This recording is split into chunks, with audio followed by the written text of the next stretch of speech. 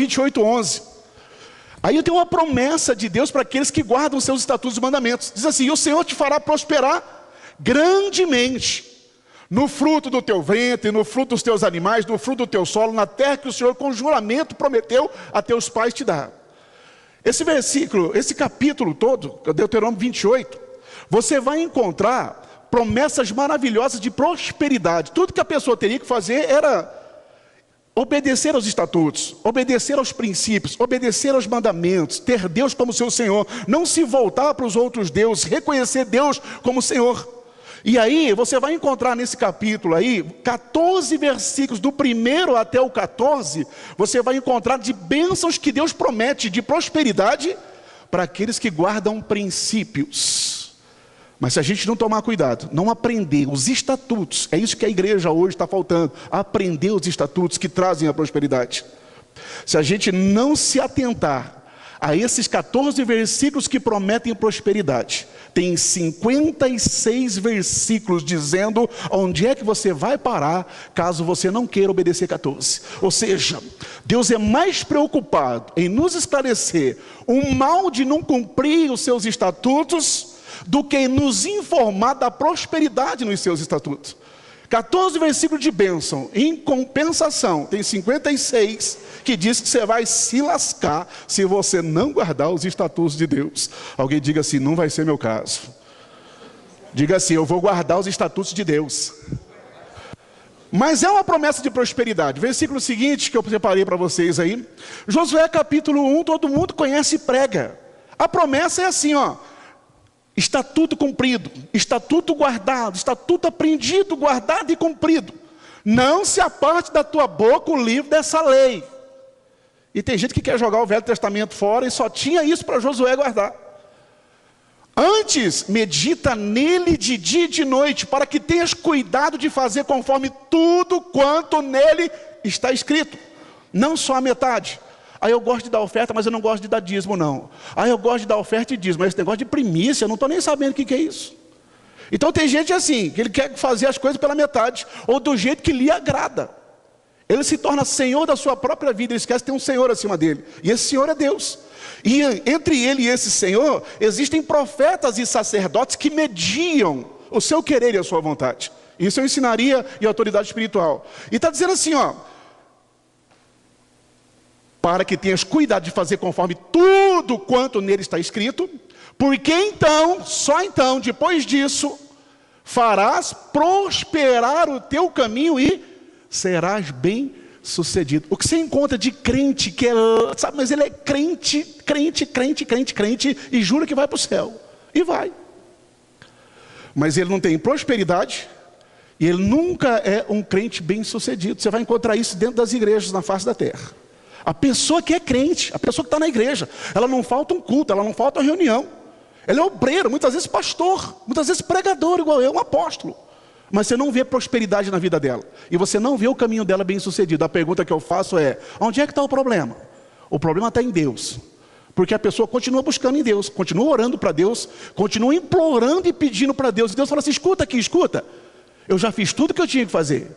Agora é a vez de vocês, agora é a parte de vocês. Eu já explico isso mais para frente. Versículo próximo, 1 Reis, capítulo 2, versículo 3, assim ó: guarda as ordenanças do Senhor teu Deus, andando nos seus caminhos e observando os seus estatutos, os seus mandamentos, os seus preceitos e os seus testemunhos. Dá uma vontade de largar de ser crente, porque é muita coisa para observar.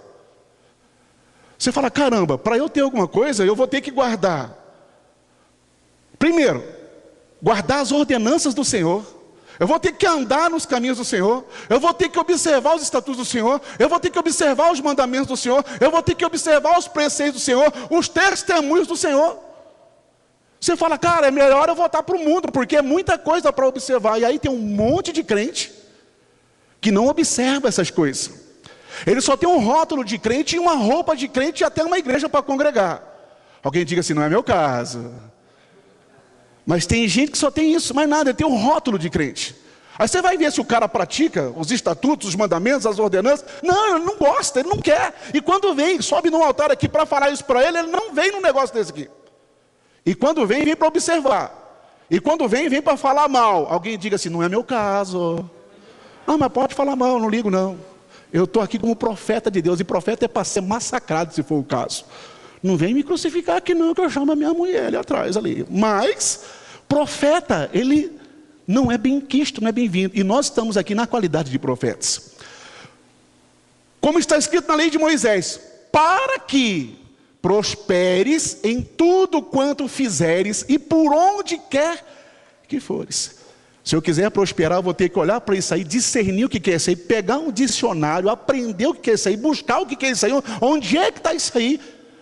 Como diz a própria palavra, eu vou ter que achar isso daí e colocar nos umbrais da porta, pendurar na parede da casa, colocar entre os olhos, amarrar na mão, para que eu não esqueça dos preceitos do Senhor, porque só assim eu prospero nos meus caminhos. Versículo seguinte, eu não vim pregar essas coisas, só estou falando das prosperidades. Eu vou falar sobre dízimo, oferta, primícia, e hoje é só uma introdução. 1 Crônicas, capítulo 22, 13, assim, ó. Então prosperarás, se, esse se aí arrebenta com tudo. Se tiveres cuidado, eu não posso nem explicar, não tenho tempo de ficar explicando a palavra cuidado. O que é o cuidado? De guardar os estatutos e os juízos que o Senhor ordenou a Moisés acerca de Israel. Esforça-te, essa palavra ela engloba milhares de coisas. E tem bom ânimo, não temas nem te espantes. Não fica achando que você não pode, que você não consegue não. Versículo seguinte, 2 Crônicas 26, 5. Diz assim, e buscou a Deus enquanto viveu Zacarias, que o instruiu no temor de Deus. E enquanto buscou ao Senhor, Deus o fez prosperar. Alguém sabe de quem está falando esse versículo aí? Quem sabe quem é o personagem aí? Esse cara é o rei Uzias. É um cara que foi fantástico. Até que no final ele lascou com toda a vida dele. E por que ele fez isso? Isso aqui eu ensino em autoridade espiritual. Buscou a Deus enquanto viveu quem? Enquanto viveu o sacerdote dele, a autoridade espiritual dele, o pastor dele, o instrutor dele, o ensinador dele, o guia, o sacerdote, o profeta dele. Quando ele perdeu esse profeta, quando ele não tinha mais quem o ensinasse, quando ele não tinha mais quem o cobrasse, quando ele não tinha mais quem o desafiasse, quem exigisse um comportamento santo dele, o cara se desvia. Como é que um cara que um tempo era de Deus e prosperou grandemente, fez coisas maravilhosas em Israel, mas o dia que faltou discipulador para ele, o dia que faltou um tutor para ele, que o seu tutor morreu, o cara desandou e se desviou, era um rei. E tem gente hoje que diz assim, não, comigo é eu e Deus, eu não preciso de pastor, não preciso de igreja, eu não preciso de discipulador, não preciso de disciplinador, não preciso de ninguém não, que seja homem que nem eu, aí, carnudo que nem eu, que falha também aí, não preciso de ninguém guiando a minha vida não. Está assim de gente assim, perdidos, sem um pingo de prosperidade, sem um pingo de caminho, porque não, é eu e Deus, eu não preciso de igreja, não, esse negócio de igreja não, igreja é tudo falha, eu sou desigrejado. Tem na internet esse povo aí. De repente até eu sei que está aqui dentro. Tomara que não. Esse povo vai levando. Enquanto buscou ao Senhor, só enquanto se busca a Deus, pessoal, Deus o fez prosperar. O dia que o cara falou assim, eu já sou rei, eu já sou grande, eu já fiz e construí, eu posso, e eu aconteço, que ele deixou Deus de lado, que foi fazer aquilo que lhe dava na telha, do jeito dele, não tinha pastor, profeta, líder, sacerdote, mentor, não tinha autoridade espiritual sobre ele, não tinha um guia, não tinha alguém que ele respondesse para essa pessoa. Eu falei, eu sou o rei, cara, eu sou o máximo aqui nesse negócio. Nesse dia em diante, esse cara morre, você sabe dele. O cara morre, sem Deus. Vai ver o final da história dele para você ver. Versículo seguinte, nós não estamos falando dele, vim aqui para falar de nós. Jó 36, 11, também tem um se aí, e esse se diz assim, se ouvirem a Deus e o servirem a Deus, acabarão os seus dias em prosperidade e os seus anos em delícias. Quantos querem isso para a sua vida? Diga assim, eu quero os meus dias em prosperidade, eu quero o fim dos meus dias em delícias. Fala, chama o universo e diga assim, eu quero isso em nome de Jesus.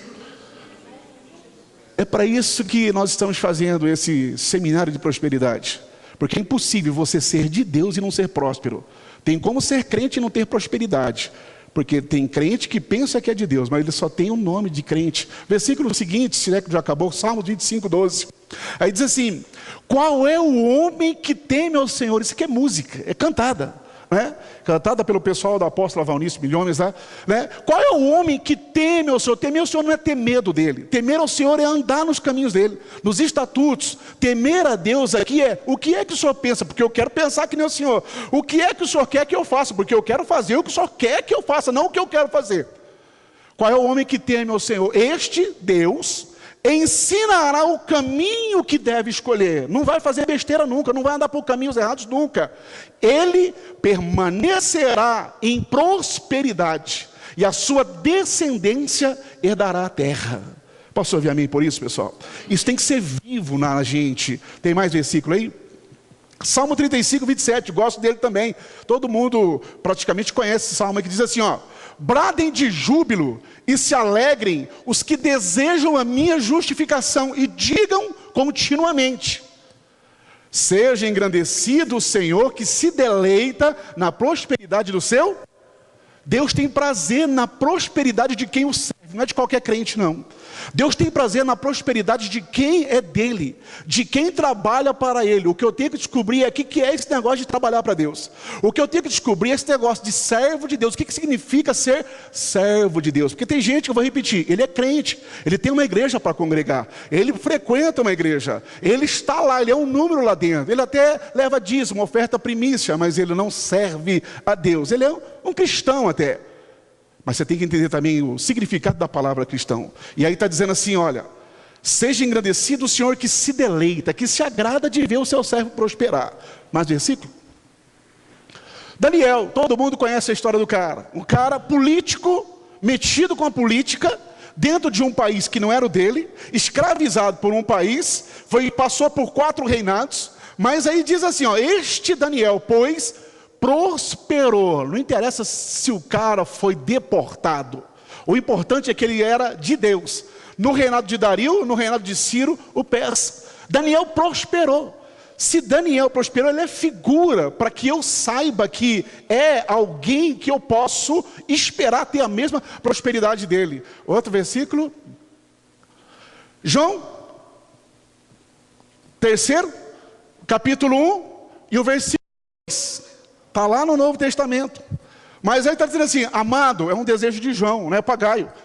Desejo que te vá bem em todas as coisas. Ele está dizendo assim: eu quero que você tenha prosperidade em toda a sua maneira de viver, e que tenha saúde, assim como bem vai a tua alma, assim como a tua alma já encontrou prosperidade. Eu quero que você tenha prosperidade na saúde. Então o meu desejo para você é que você seja extremamente próspero em tudo. Eu sou um apóstolo do Messias, direto dele, e aquilo que ele desejou para mim, aquilo que ele imprimiu em mim, eu desejo para você.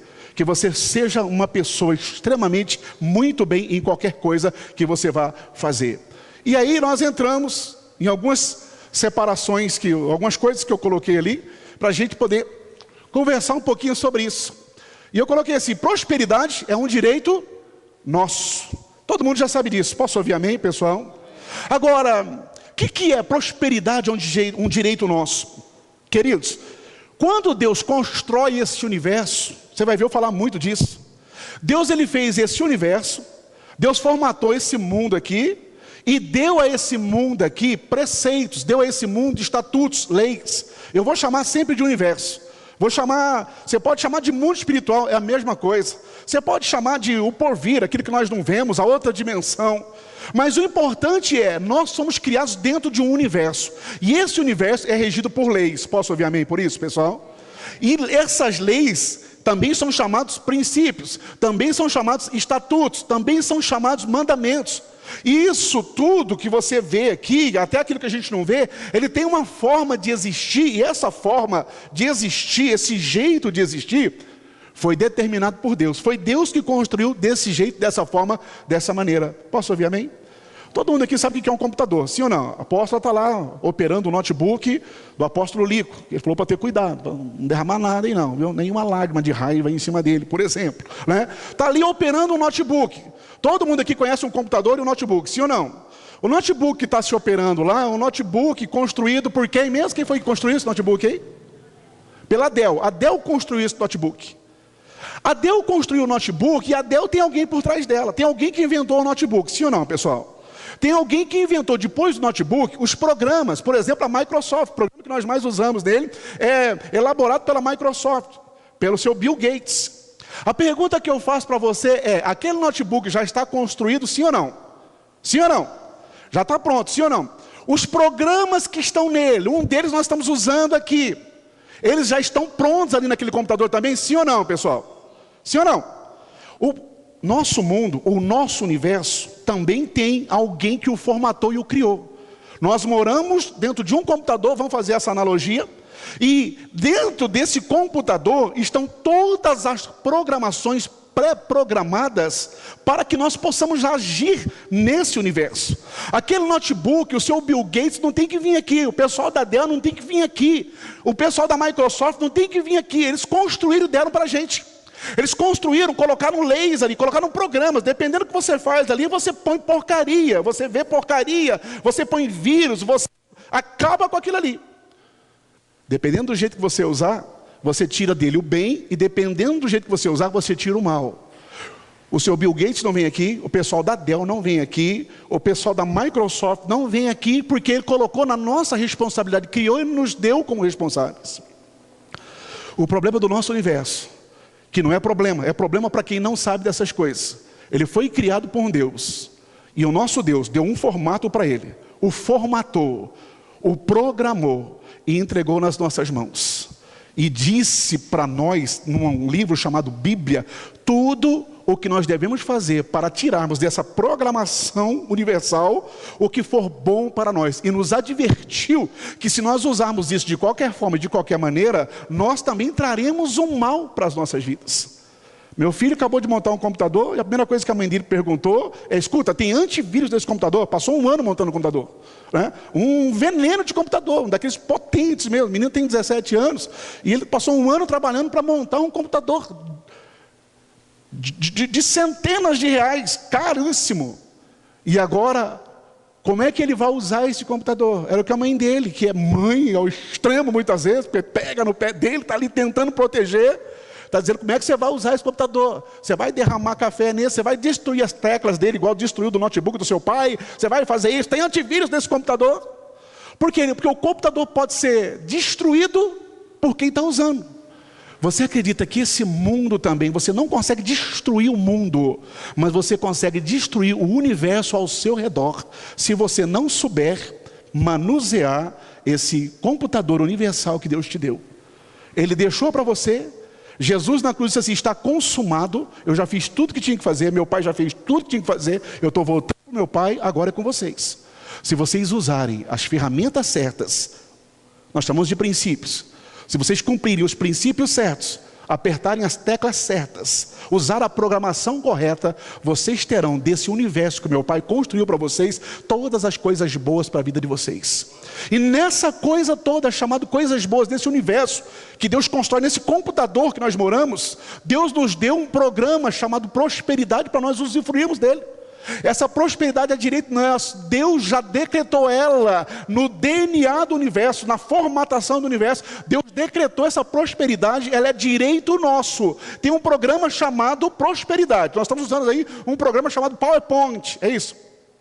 PowerPoint desenvolvido pela Microsoft, dentro de milhares de programas que você pode colocar dentro do computador que atenda à sua necessidade no nicho que você trabalha.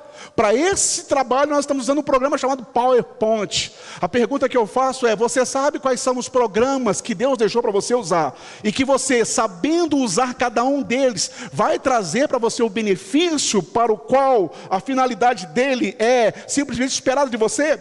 Nós usando esse programa, nós esperamos que se projete aqui o que foi escrito no programa. Então, nós temos uma finalidade para esse programa, transmitir a letra ali, transmitir o slide ali.